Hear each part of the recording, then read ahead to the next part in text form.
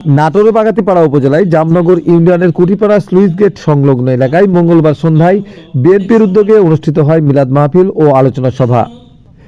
জামনগর ইউনিয়নের ৫ নম্বর ওয়ার্ড বিএনপির আয়োজনে অনুষ্ঠিত এই কর্মসূচিতে প্রধান অতিথি হিসেবে উপস্থিত ছিলেন বাগাতিপাড়া উপজেলা বিএনপির সাবেক আহ্বায়ক মোহাম্মদ মোশাররফ হোসেন। আমার হাতে আছে বলে আমি অন্যায়ভাবে যা কিছু ইচ্ছা আসে করব, এটা কখনো শোভা পায় না। এজন্য মুহতারাম হাজরাত, অনুষ্ঠানে বিশেষ অতিথি হিসেবে বক্তব্য দেন উপজেলা পরিষদের সাবেক চেয়ারম্যান হাফিজুর রহমান, উপজেলা বিএনপির সাবেক যুগ্ম আহ্বায়ক তোফাজ্জল হোসেন মিঠু, জামনগর ইউনিয়ন বিএনপির সাবেক সভাপতি ও বর্তমান ইউপি চেয়ারম্যান গোলাম রাব্বানী এবং বিএনপির নেতা এম.এস. শামীম। ইয়া রাব্বুল আলামিন, আল্লাহ জবানে জবানে আল্লাহ সূরা তেলাওয়াত হয়েছে সাল্লাল্লাহু আলাইহি ওয়াসাল্লামের রওজা শরীফে। দেশনেত্রী বেগম খালেদা জিয়া দীর্ঘদিন ধরে অসুস্থ। তার দ্রুত রোগ মুক্তির জন্য আমরা সবার কাছে দোয়া চাই। সুস্থ মাবুদ, আয় আল্লাহ দয়া করে মায়া হয়েছে গো মাবুদ, আয় আল্লাহ।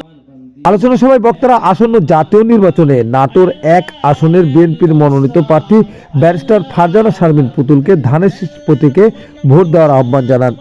মোনাজাত ও তবারক বিতরণের মধ্যে দিয়ে অনুষ্ঠানের সমাপ্তি ঘটে। নাটোর থেকে মোহাম্মদ রাজুল ইসলাম বাবু। প্রিয় কর্মীকে এজেন্ট হিসাবে বাইরে পাঠাবেন। আমাদের উদাত্ত আহ্বান থাকবে, বাইরের যারাই থাক কেন্দ্রের ভিতরে প্রিয় কর্মীরা যাতে এজেন্ট হিসাবে আমাদের নেতা কর্মী থাকে।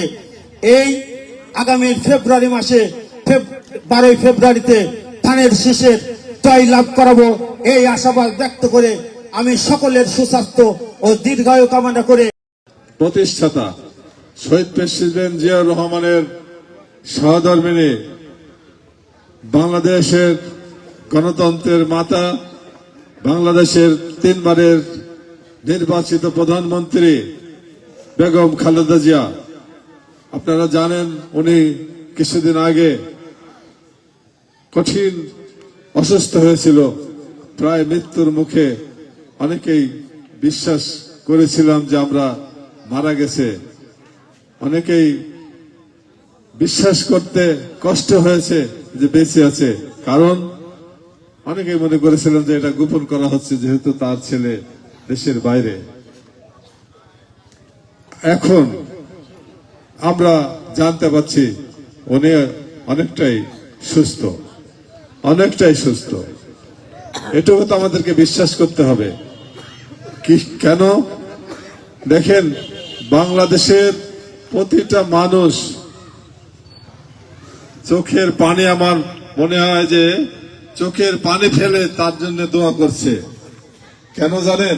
দীর্ঘ সময় এই গণতন্ত্রের আন্দোলনে বেগম খালেদা জিয়া পরীক্ষা দিয়েছে এবং পরীক্ষায় উত্তীর্ণ হয়েছে এই জন্যই যে মানুষ জানে যে বেগম খালেদা জিয়া এই গণতন্ত্র প্রতিষ্ঠার জন্য, সুষ্ঠু একটা নির্বাচনের জন্য দীর্ঘ সময় আন্দোলন করেছে এবং দীর্ঘ সময় এর আগের যে মঈনুদ্দিন ফখরুদ্দিনের সরকার বিদেশে পাঠানোর জন্য চেষ্টা করেছিল, কিন্তু বেগম খালেদা জিয়া দেশের বাইরে যায় নাই, বলেছে যে এই দেশের মানুষকে নিয়ে আমি এই দেশে বাঁচবো।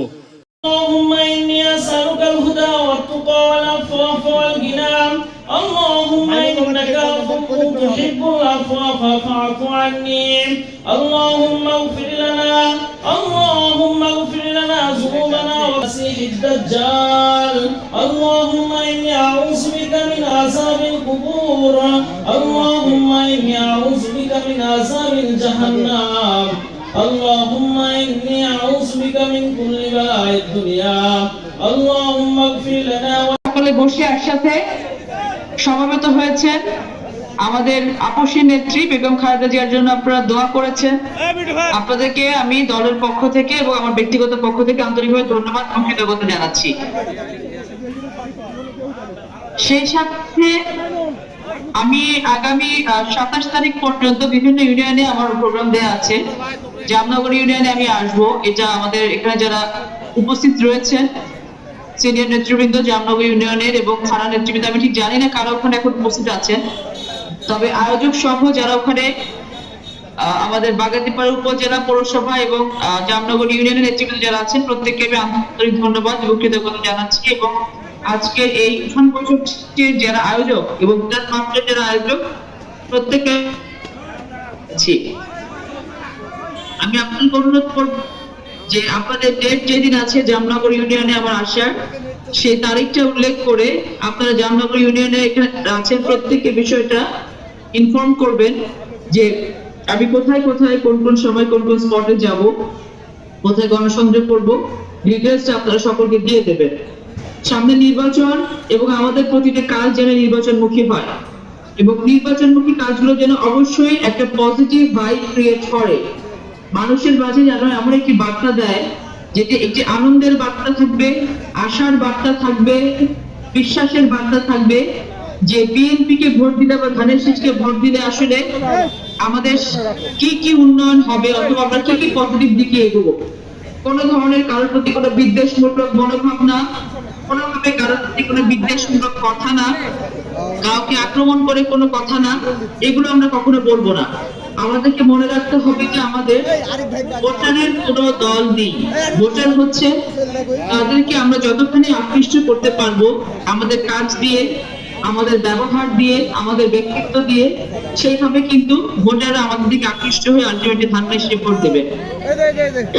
এবং আমি জানি জামনগর ইউনিয়নটা এটা বিএনপি অধ্যুষিত এলাকা, ধানের শীষের এখানে অসংখ্য ভোটার আছে, কিন্তু তারপরেও আমরা যেন এতটুকু এনশিওর করি যে প্রতিটি ভোটারের কাছে কাছে হয় আমি অথবা ইউনিয়নের নেতৃবৃন্দ অথবা ওয়ার্ডের নেতৃবৃন্দ অথবা আপনাদের নির্বাচন পরিচালনা করার জন্য একটি আমরা সাময়িক সময়ের জন্য একটি কমিটি গঠন করে দিয়েছি। সেই কমিটির সদস্যবৃন্দ যেন অবশ্যই টাইম টু টাইম প্রতিটি ঘরে যেন যেতে পারে, ধানের শীষের দাওয়াত দিয়ে সেই ব্যবস্থাটা আমাদেরকে করতে হবে।